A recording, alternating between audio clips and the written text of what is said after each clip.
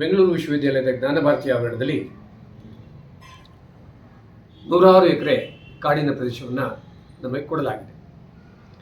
ಈಗ ಅದರಲ್ಲಿ ಹಲವಾರು ಕಟ್ಟಡಗಳು ಎದ್ದು ನಿಂತಿದ್ದಾವೆ. ಇತ್ತೀಚೆಗೆ ನಾವು 25 ವರ್ಷಗಳಿಂದ ಈ ಆವರಣದಲ್ಲಿ ಜೈವಿಕ ವೈವಿಧ್ಯವನ್ನು ಬಯೋಪಾರ್ಕ್ ಅನ್ನು ಮಾಡಿದ್ದೇವೆ. ಜೊತೆಯಲ್ಲಿ ಎಲ್ಲ ಕಣಿವೆಗಳಲ್ಲೂ ನಾವು ಆದಷ್ಟು ಕಟ್ಟೆಗಳನ್ನು ಕಟ್ಟಿ ಅಂತರ್ಜಲ ಮುರ್ಪಣಕ್ಕೂ ಕೈ ಹಾಕಿದ್ದೇವೆ. ಹಾಗೆಯೇ ಹೈಕೋರ್ಟ್ ಆದೇಶದಂತೆ ಇಲ್ಲಿ ಜಿಯೋ ಪಾರ್ಕನ್ನು ಮಾಡಲಾಗಿದೆ 6 ಕಡೆ. ಈ ಎಲ್ಲ ಸೇರಿದರೆ ಒಟ್ಟು 673 ಎಕರೆಯನ್ನು ನಾವು ನಮ್ಮ ಬೆಂಗಳೂರಿಗರಿಗೆ ಒಂದು ಲಂಚ್ ಸ್ಪೇಸ್ ಆಗಿ, ಅಂದರೆ ಆಮ್ಲಜನಕದ ಬ್ಯಾಂಕ್ ಆಗಿ, ನೀರಿನ ತಾಣವಾಗಿ ಕೊಡಬಹುದಾದ ಒಂದು ಹೆಮ್ಮೆಯ ಸಂಗತಿ ನಾವು ಹೇಳ್ಕೊಳ್ತಾ ಇದ್ದೀವಿ. ಈಗ ಇದಕ್ಕೆ ಒಂದಷ್ಟು ಗೊತ್ತು ಬಂದಿದೆ. Once A forest is always A forest ಅಂತ ಹೇಳೋದು ಸುಪ್ರೀಂ ಕೋರ್ಟು ನೀವು ಕೇಳಿದಿರಿ ಈಗಾಗಲೇ. ಆದರೆ ಅದಕ್ಕೆ ಒಂದಿಷ್ಟು ಬೆಲೆ ಕೊಡಬೇಕಾಗಿ ಬಂದಿದೆ ಎಲ್ಲರೂ. ಹಾಗೆಯೇ ಮರಗಳನ್ನು ಕಡಿಯೋದು ಇದು ಕೊಲೆಗೆ ಸಮಾನ ಅಂತಲೂ ಸುಪ್ರೀಂ ಕೋರ್ಟ್ ಒಂದು ಕಡೆ ಹೇಳುತ್ತೆ.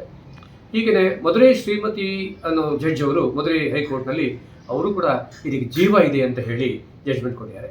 ಇವೆಲ್ಲವುಗಳ ಹಿನ್ನೆಲೆ ಒಂದು ಕಡೆ ಆದರೆ ಬೆಂಗಳೂರಿನ ಇವತ್ತಿನ ದುಸ್ಥಿತಿ, ಆಮ್ಲಜನಕದ ಕುಸಿತ ಆಗಿರೋದು ವಾಯು ಗಾಳಿಯಲ್ಲಿ, ಹಾಗೆಯೇ ನೀರು ಪಾತಾಳ ಮುಟ್ಟಿರೋದು ಬೋರ್ವೆಲ್ಗಳಲ್ಲಿ, ಇದೆಲ್ಲ ನೆನೆಸ್ಕೊಂಡಾಗ ನಮಗೆ ಬೆಂಗಳೂರಿನಲ್ಲಿ ಈಗ ಉಳ್ಕೊಂಡಿರೋ ಕೆಲವು ಭಾಗದಲ್ಲಿರೋ ಹಸಿರಾದರೂ ಉಳ್ಕೋಬೇಕಾಗಿದೆ. ಅದರಲ್ಲಿ ತುಂಬ ದೊಡ್ಡದಾಗಿ ಸುಮಾರು 1000 ಎಕರೆ ಪ್ರದೇಶದಲ್ಲಿ ಹರಡಿಕೊಂಡಿರೋ ಬೆಂಗಳೂರು ವಿಶ್ವವಿದ್ಯಾಲಯ ಜ್ಞಾನಭಾರತಿ ಆವರಣ ಒಂದು, ಅದರ ಜೈವಿಕ ವೈವಿಧ್ಯವನ್ನು ಉಳ್ಕೊಂಡ್ರೆ, ಅದರ ಬಯೋಡೈವರ್ಸ್ ಫಾರೆಸ್ಟ್ ಉಳ್ಕೊಂಡ್ರೆ ಬೆಂಗಳೂರಿಗೆ ಒಂದು ವರ ಆಗುತ್ತೆ.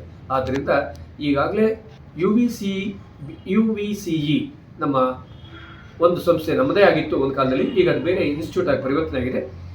ಅವರಿಗೆ ಇಲ್ಲಿ ಜಾಗ ಕೊಡದೆ ಬೇರೆ ಕಡೆ ಒಂದಷ್ಟು ಜಾಗ ಕೊಟ್ಟು ಇಲ್ಲಿರೋ ಬಯೋಡೈವರ್ಸಿಟಿ ಪಾರ್ಕ್ನ ಹಾಳು ಮಾಡಿದರೆ ತುಂಬ ಸಂತೋಷ.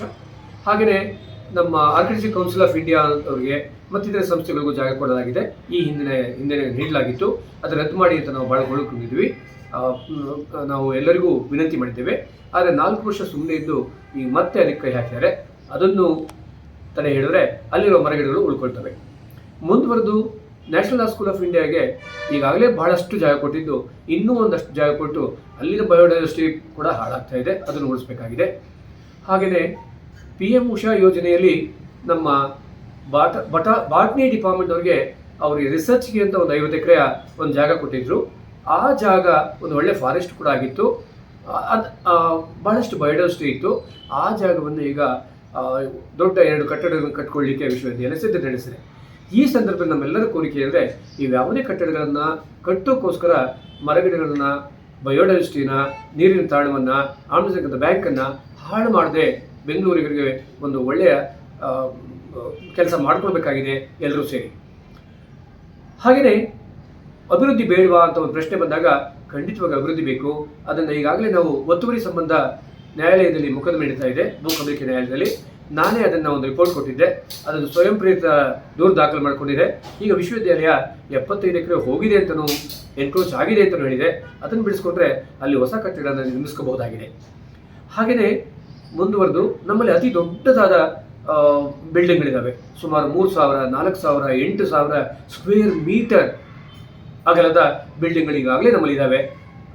ಆದ್ದರಿಂದ ಆ ಬಿಲ್ಡಿಂಗ್ಗಳ ಮೇಲೆ ಮೇಲ್ಮುಖವಾಗಿ ವರ್ಟಿಕಲ್ ಆಗಿ 1-2 ಬಹುಮಹಡಿ ಕಟ್ಕೊಂಡ್ರೆ ಖಂಡಿತವಾಗಿಯೂ ಇನ್ನೊಂದು ಯೂನಿವರ್ಸಿಟಿನೇ ಮಾಡ್ಬೋದು. ನಾವ್ಯಾರೂ ಇದಕ್ಕೆ ಅಡ್ಡಿ ಬರಲೂ ಕೊಡೋದು. ಬೆಂಗಳೂರಿಗರು ಸಂತೋಷ ಪಡಬೇಕು. ಬೆಂಗಳೂರು ವಿಶ್ವವಿದ್ಯಾಲಯ ಬೆಳೆದರೆ ಬೆಳೀಲಿ, ಅಭಿವೃದ್ಧಿ ಆಗಲಿ. ಹಾಗೆಯೇ ಜೈವಿಕ ವೈವಿಧ್ಯನು ವನನು ಉಳ್ಕೊಳ್ಳಿ. ಬಯೋಡೈವರ್ಸ್ ಫಾರೆಸ್ಟು ಬಹಳ ಹೆಸರು ಮಾಡಿದೆ, ನ್ಯಾಕ್ನಿಂದ ಪ್ರಶಂಸೆ ಸಿಕ್ಕಿದೆ. ಹಾಗೆಯೇ ದೇಶದ ಏಕೈಕ ವಿಶ್ವವಿದ್ಯಾಲಯ ಒಂದು ಬಯೋ ಪಾರ್ಕ್ ಅಂತ ಇಟ್ಕೊಂಡು ಆಫೀಸ್ ಮಾಡಿ, ಅದಕ್ಕೆ ಆಫೀಸ್ ಸ್ಟಾಫ್ ಕೊಟ್ಟು, ಅದಕ್ಕೆ ವರ್ಕರ್ಸ್ನು ಕೊಟ್ಟು, ಕೋಆರ್ಡಿನೇಟರ್ನು ನೇಮಕ ಮಾಡೋಂಥ ಒಂದೇ ಒಂದು ವಿಶ್ವವಿದ್ಯಾಲಯ ಬೆಂಗಳೂರು ವಿಶ್ವವಿದ್ಯಾಲಯ ಅಂತ ಹೇಳಲಿಕ್ಕೆ ನನಗೆ ಹೆಮ್ಮೆ ಆಗುತ್ತೆ. ಅದನ್ನು ಉಳಿಸ್ಕೋಬೇಕಾದ್ದು ನಿಮ್ಮ ಎಲ್ಲರ ಕರ್ತವ್ಯವಾಗಿದೆ. ಹಾಗಾಗಿ ಎಲ್ಲರೂ ಸೇರಿ ಇದನ್ನು ಉಳಿಸಿ ಅಂತ ಕೇಳ್ಕೊಳ್ಳಿ, ಉಳಿಸ್ಕೊಳ್ಳಿ ಮತ್ತು ನಮ್ಮ ಮುಂದಿನ ಸಂತತಿಗೆ ಒಂದು ಒಳ್ಳೆ ಗಿಫ್ಟ್ ಆಗಿ ಕೊಡಿ ಅಂತ ವಿನಂತಿ ಮಾಡ್ತೀನಿ.